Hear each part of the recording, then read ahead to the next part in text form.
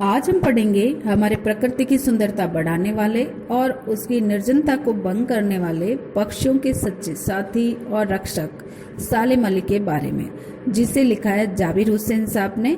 और ये लेखन की संस्मरणात्मक शैली में लिखा गया डायरी लेखन है, जिसमें उन्होंने सालेम अली की जीवन की गहराई को समझाते हुए लिखा है कि अपने लंबे रोमांचकारी जीवन में ढेर सारे अनुभवों के मालिक सालेम अली एक दिन केरल के साइलेंट वैली को रेगिस्तानी हवा के झोंकों से बचाने का अनुरोध लेकर चौधरी चरण सिंह से मिले थे। वे प्रधानमंत्री थे। चौधरी साहब गांव की मिट्टी पर पड़ने वाली पानी की पहली बूंद का असर जानने वाले नेता थे। पर्यावरण के संभावित खतरों का जो चित्र सालेम अली ने उनके सामने रखा, उससे उनकी आंखें नम हो गई थी। इन पंक्तियों में लेखक ने समझाया क्या है कि जो केरल की साइलेंट वैली है, वहां पर पक्षियों की विभिन्न प्रजातियों का निवास स्थली तो है ही, साथ में वे एक ग्रीनरी का एक अनूठा साम्राज्य लिए हुए हैं। लेकिन आजकल जो प्राकृतिक परिवर्तन हो रहा है, उस परिवर्तन के कारण धीरे धीरे प्रकृति का पलटवार चारों तरफ हो रहा है, और इस कारण ये वातावरण परिवर्तन वहाँ के वातावरण को भी प्रभावित कर रहा है, यानी केरल के वातावरण को भी प्रभावित कर रहा है। तो गर्मी के दिनों में रेगिस्तानी गर्म लू जो चलती है, इसका प्रभाव केरल की साइलेंट वैली को भी प्रभावित कर रहा है। अब उस प्रभाव को कम करने का कुछ तरीके थे, जिसका अनुरोध यानी विनय निवेदन लेकर हमारे सालेम अली साहब हमारे तत्कालीन प्रधानमंत्री चौधरी चरण सिंह से मिले थे। और चौधरी साहब हमारी परंपराओं से जुड़े हुए थे, इसलिए जब तपती हुई धरती पर पानी वर्षा की पहली बूंद गिरती है तो उसमें एक अलग प्रकार की सौंधी सौंधी खुशबू नजर आती है, और उस खुशबू का असर वो हमारे प्रधानमंत्री साहब जानते थे। इसलिए जब उन्होंने सारे खतरों से अवगत कराया तो उन्हें भी वे प्रकृति का जो खतरों वाला नियम रूप था उसके समझ में आता है, और उनकी आंखें भी उससे नम हो जाती है। आज सालेम अली नहीं है और चौधरी साहब भी नहीं है। कौन बच्चा है जो अब सौंधी माटी पर उगी फसलों के बीच एक नए भारत की नींव रखने का संकल्प लेगा? कौन बच्चा है जो अब हिमालय और लद्दाख की बर्फीली जमीनों पर जीने वाले पक्षियों की वकालत करेगा? इन पंक्तियों में क्या कहा लेखक ने कि आज जो समय परिवर्तनशील हो रहा है, जहां थोड़ा सा मानव स्वार्थपरक होता जा रहा है, प्रकृति को अपनी भोग्य वस्तु मान रहा है, ऐसे में जो हमारे आसपास हमारा वैभवशाली प्रकृति का रूप है, उस रूप की रक्षा कौन करेगा? क्योंकि उसके लिए हमें स्वार्थहीन होकर कार्य करना पड़ेगा। क्योंकि हिमालय का जो वैभवशाली रूप, जो हमारे भारत का मुकुट के समान चमकता हुआ बर्फीला रूप है, और लद्दाख की बर्फीली जमीन है, वहां पर भी तो पक्षी संसार बसा हुआ है ना, उसकी भी तो सुरक्षा करनी है। अब उसकी वकालत करेगा कौन? क्योंकि हमारे धीरे धीरे हिमालय की बर्फीली पहाड़ियां भी तो पिघल रही है, ठीक है ना। आगे इसमें लिखा गया है कि सालेम अली ने अपनी आत्मकथा का नाम रखा है फॉल ऑफ ए स्पैरो। मुझे याद आ गया, D.H. लॉरेंस की मौत के बाद लोगों ने उनकी पत्नी फ्रीडा लॉरेंस से अनुरोध किया, यानी यहाँ हम एक और विदेशी पक्षी वैज्ञानिक के बारे में बात कर रहे हैं, जिनकी हमारे लेखक ने सालेम अली से तुलना करी है।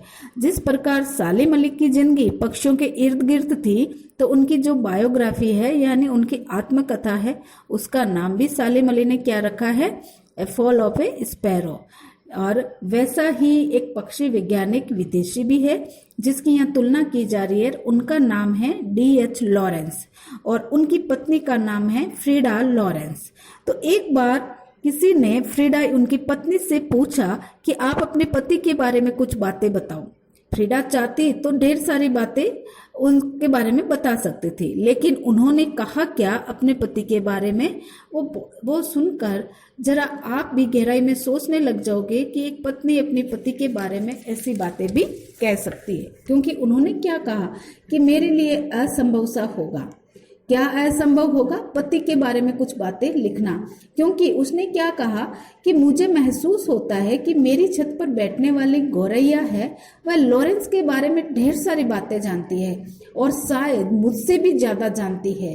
ये बातें कौन कह रहा है? फ्रीडा लॉरेंस, जो हमारे DS लॉरेंस की पत्नी है।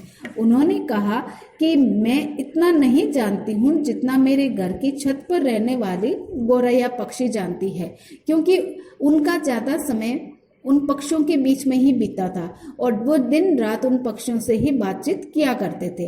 इसलिए मेरे ख्याल से वो पक्षी ही लॉरेंस के बारे में ज़्यादा बातें जानते होंगे।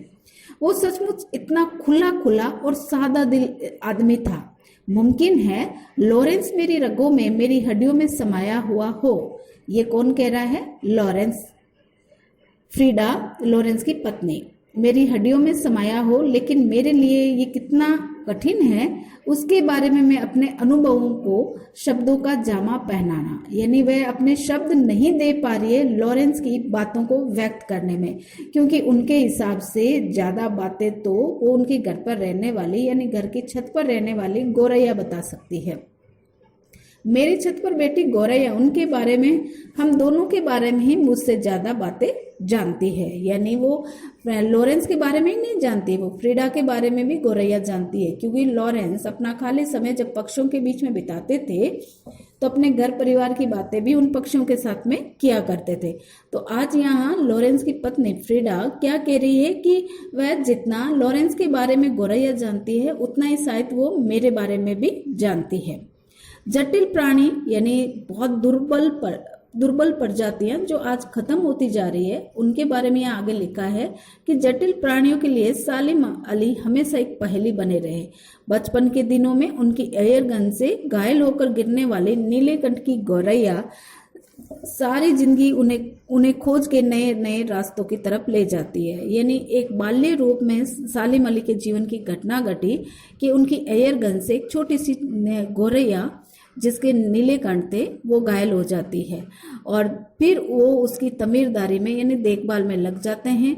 और जैसे ही वो ठीक होती है, उसके ठीक होने के साथ ही सालिम अली के जीवन की दिशा का निर्देशन एक अलग रास्ते पर ले जाता है और वो रास्ता है पक्षियों की जिंदगी। और वो फिर उन्हें नए नए रास्तों की तरफ लेकर जाती है। कौन लेकर जाती है? वो घायल रहने वाली गौरैया पक्षी, यानी उनका अब ज्यादा समय उन पक्षियों की देखरेख में भी बीतने लग जाता है। जिंदगी की ऊंचाइयों में उनका विश्वास एक क्षण के लिए भी डिगा नहीं था। यानी जिंदगी के रास्ते चाहे कितने भी कठिन क्यों ना हो, हमारे सालिम अली साहब का कभी भी विश्वास एक क्षण के लिए भी कम नहीं हुआ।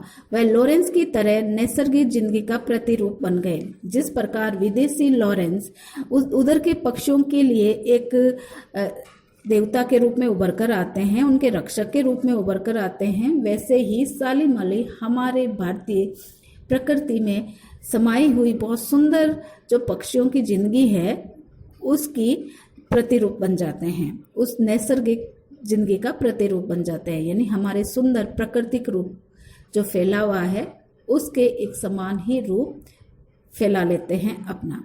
सालिम अली प्रकृति की दुनिया में एक टापू बनने की बजाय अथाह सागर बनकर उभरते हैं।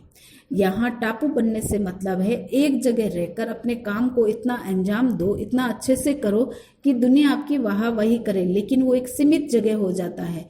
वो चीज हमारे सालिम अली साहब को मंजूर नहीं थी, इसलिए इन्होंने टापू बनने की बजाय अथाह समुद्र बनना स्वीकार किया। यानी जगह जगह घूमकर समुद्र बनकर अपनी जिंदगी को उस रूप में ले जाना स्वीकार किया जहाँ उनकी जरूरत है। और इस कारण उनका भ्रमणशील स्वभाव, उनकी ययावरी से मतलब होता है हर समय जो घूमता रहता है, ययावरी से परिचित है। उन्हें महसूस होता है कि आज भी वे पक्षियों के सुराग में ही निकले हैं। यानी यहाँ लेखक क्या कहना चाह रहे हैं कि आज हमारे जब सालिम अली साहब का जनाजा निकल रहा है, जिसे हम सब दुखी हो रहे हैं, भीड़ उन्हें अथाह प्यार के साथ विदा करने आई है, आखिरी मंजिल की ओर पहुंचाने आई है, लेकिन लेखक को ऐसा लग रहा है कि शायद ये एक खोए हुए प्राणी की, पक्षी की जिंदगी की खोज में निकले हैं और अब बस अभी गले में लंबी दूरबीन लगाए अपने खोजपूर्ण नतीजों के साथ वो वापस लौट आएंगे। और आगे क्या लिखा है कि उसी पक्षियों की सुराग में निकले हैं और दूरबीन गले में लटकाए हुए शायद थोड़ी देर में वापस लौटकर आ जाएंगे। जब तक वे लौटते नहीं, क्या उन्हें गया हुआ मान लिया जाए? मेरी आंखें नम हैं, सालिम अली तुम लौटोगे ना? अर्थात आगे लेखक अपने दिल को दर्द को व्यक्त करते हुए लिखते हैं कि अब वो क्या लौट कर आए हैं, वो गए हुए हैं, क्या वो लौट कर आएंगे या उन्हें वो वापस नहीं आएंगे। मेरी आंखें नम हैं और मैं उनसे विनती करता हूँ, काश तुम लौट आओ। ये आपको कैसा लगा, इससे संबंधित डाउट्स आप पूछ सकते हैं।